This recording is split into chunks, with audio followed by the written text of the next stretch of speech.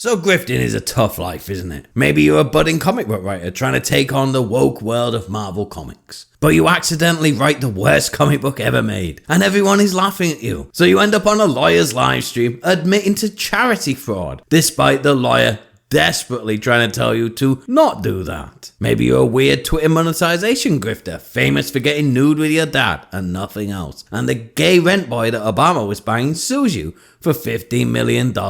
Maybe you're just Tim Pool. But today's video isn't all about grifting. This is a terribly sad tale of woe. Now, as all fervent leftists, like myself and you, my progressive audience, believe, no one should go to jail for committing crime. In fact, criminals are actually the real victims, and we should be more understanding. And of course, in turn, violent psychopaths will acknowledge our virtue signaling and immediately stop committing more crimes. Because as we all know, if there's no deterrent to doing something, then they really won't want to do it. Now, this week, you might have seen right-wing bigots sensible chuckling about how this super progressive stance on crime has tragically, I'm so upset, I just keep making mistakes today, backfired when activist and journalist Josh Kruger, known for making tweets about how low violent crime was in his hometown of Philadelphia and everyone was just racist for being able to read statistics, was shot and killed in his home.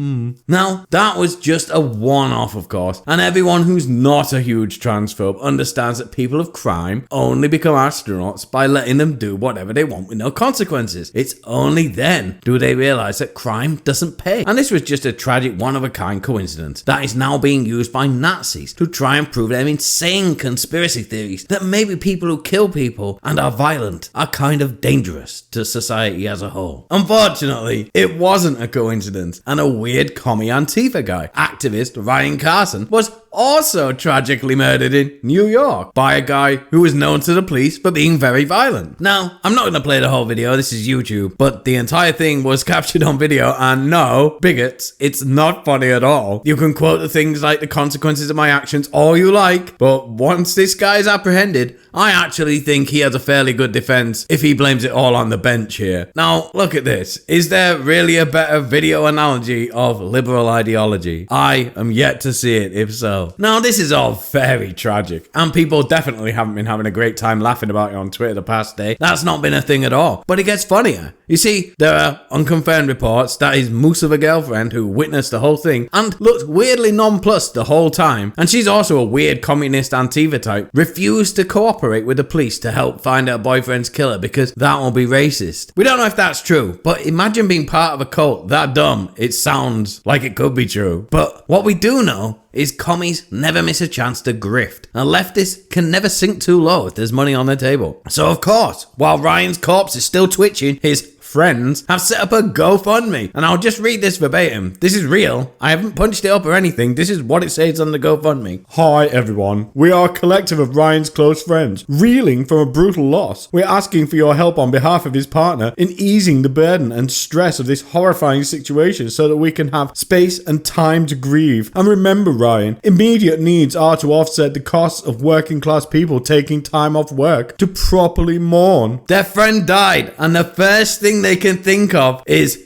can we use this to get time off work and some money? And I'm not twisting this. There's no mention of the money being for, maybe the guy's funeral costs. No, his friends are literally using his death so they can get cash and stay off work. Can you imagine finding out one of your buddies died and the first thing you think of is, how can I financially benefit from this? But this is just an obscure GoFundMe, right? It's just some chancer. No one was actually stupid enough to give money to something this horrifically ghoulish, right? Wrong. As of the time of writing this script, the GoFundMe stands at $66,000. Of course, GoFundMe hasn't taken it down, even though it's possibly one of the most poor-taste grifting fundraisers ever hosted on their website. So the moral of the story? Communists aren't people.